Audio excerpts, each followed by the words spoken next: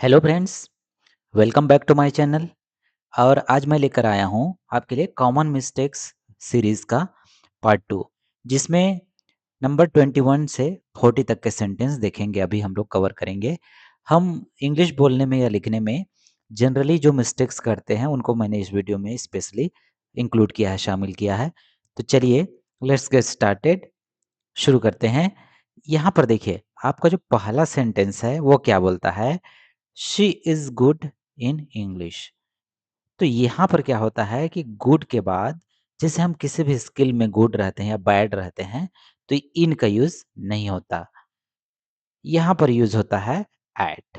तो हम good at या बैड एट किसी भी स्किल को लेकर करते हैं। She is good at physics, she is bad at chemistry, इस तरीके से इसको किया जाता है। He is afraid from dogs. तो अफ्रेड उसको डर लगता है किनसे? कुत्तों से। तो अफ्रेड एक ऐसा वर्ड है जिसके बाद फ्रॉम का यूज नहीं किया जाता, इसमें किया जाता है of. I am afraid of Lions, she is afraid of elephants, इस तरीके से। जैसे देखिए, I am interested on literature, मुझे लिटरेचर में इंटरेस्ट है। तो देखिए में है बोल रहे हैं हम, तो जाहिर सी बात है हिंदी के आधार पर भी चलेंगे तो यहाँ इन का यूज होगा। और इंटरेस्टेड एक ऐसा वर्ड है, ऐसा वर्ब है, तो ये इंटरेस्टेड इन एक फ्रेज टाइप का होता है, तो इंटरेस्टेड के बाद हम इन का यूज करेंगे। नंबर 24 देखते हैं। He depends on his parents, of his parents. तो ही डिपेंड्स, देखिए गलती से मेरे से भी क्या निकल गया? ऑन। तो यहाँ पर ये हो जाएगा डिपेंड्स ऑन। डिपेंड के बाद हमेशा प्रेपोजिशन ऑन का यूज होता है। अब देख लेते हैं नंबर 25।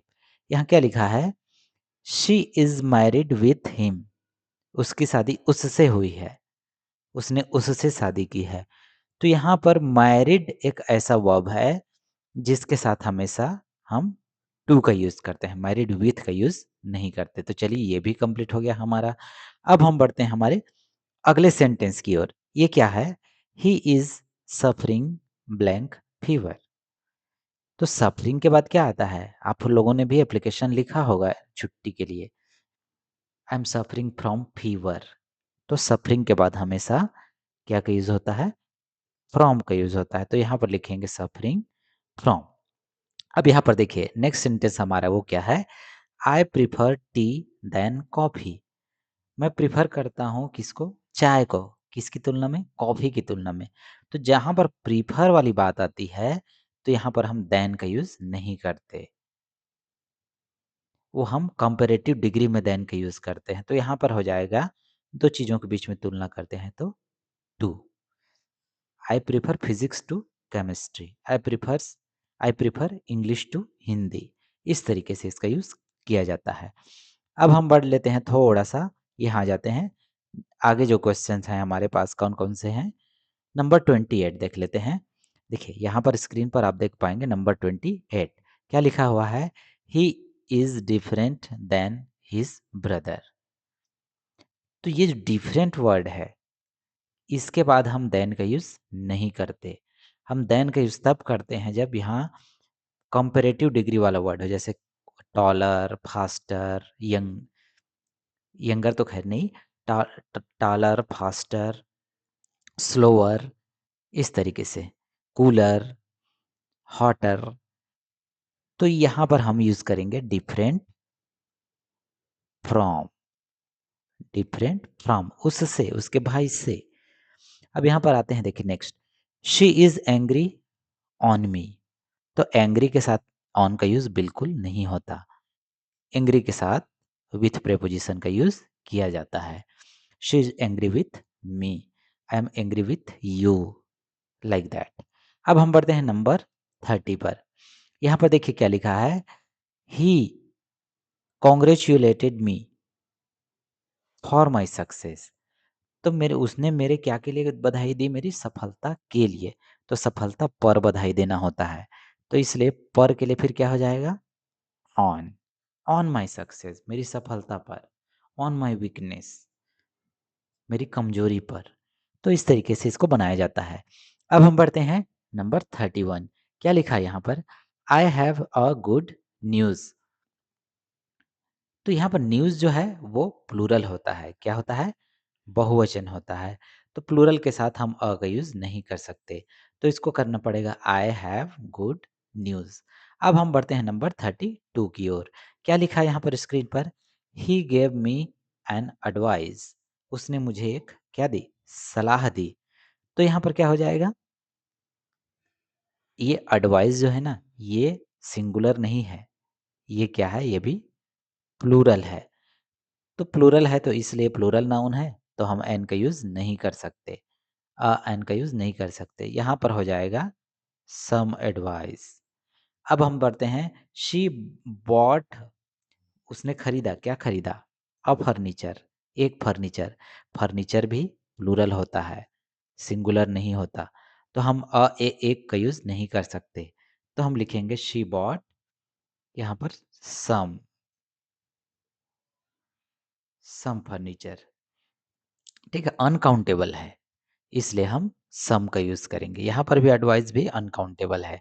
यहाँ पर देखिए क्या लिखा है? I need an information. तो यहाँ पर एन नहीं होगा क्योंकि इन्फॉर्मेशन ये भी प्लूरल है, प्लूरल नाउन है। तो हम इसलिए यहाँ पर एन की जगह सम का यूज़ करेंगे। अब हम बढ़ते हैं थोड़ा सा यहाँ पर। नेक्स्ट क्या लिखा है? देखिए यहाँ पर लिखा है देर आर, यहाँ पर है there are some, there are much students here. तो यहाँ पर स्टूडेंट्स क्या है? काउंटेबल नाउन है, गिन सकते हैं। इसलिए हम मच का यूज़ नहीं कर सकते। मच का यूज़ तब करेंगे जब अनकाउंटेबल नाउन है, जिसको गिन नहीं सकते। तो यहाँ पर देयर आर हम यूज़ करेंगे मेनी, कई सारे। There is many water in the park. यहाँ पर वाटर क्या है? अनकाउंटेबल है, गिन नहीं सकते, तो मेनी का यूज़ नहीं करेंगे। फिर यहाँ पर हम यूज़ करेंगे मच का। There is much water in the park, in the tank, sorry. अब यहाँ पर देखिए क्या लिखा है? Less people attended the meeting. कुछ ही कम लोगों ने क्या किया? मीटिंग को अटेंड किया। तो यहाँ पर लेस का यूज़ नहीं करेंगे। पीपल को तो गिन सकते हैं, ये काउंटेबल है। क्या है? काउंटेबल है। तो यहाँ पर हम यूज़ करेंगे फ्यू पीपल, या फिर फीवर ज़्यादा अच्छा है। Fever people attended the meeting. अब यहाँ पर देखिए he has less books than me. अब बुक्स क्या है? काउंटेबल है, गिन सकते हैं। तो यहाँ पर भी हम लेस का यूज़ नहीं कर सकते। यहाँ पर हम यूज़ करेंगे फिर से fever. He has fever books than me. अब हम बढ़ते हैं number 39। One of my friend is a teacher. मेरे दोस्त में से एक क्या है? टीचर है, अध्यापक है, शिक्षक है। तो यहाँ पर एक मिस्टेक है। क्या मिस्टेक है? वन ऑफ माई फ्रेंड, मेरे दोस्त में से एक। ये तो गलत हो गया। हम क्या बोलेंगे? मेरे दोस्तों में से एक, मेरे मित्रों में से एक। तो मित्रों करेंगे तो फिर क्या हो जाएगा? एस करना पड़ेगा। तो इस गलती को अमूमन 90% जो बिगिनर्स होते हैं, स्पीकर जो सीखना चाहते हैं, वो करते हैं। तो ये वन ऑफ माय टीचर्स होगा, वन ऑफ माय स्टूडेंट्स होगा, वन ऑफ माय फ्रेंड्स होगा।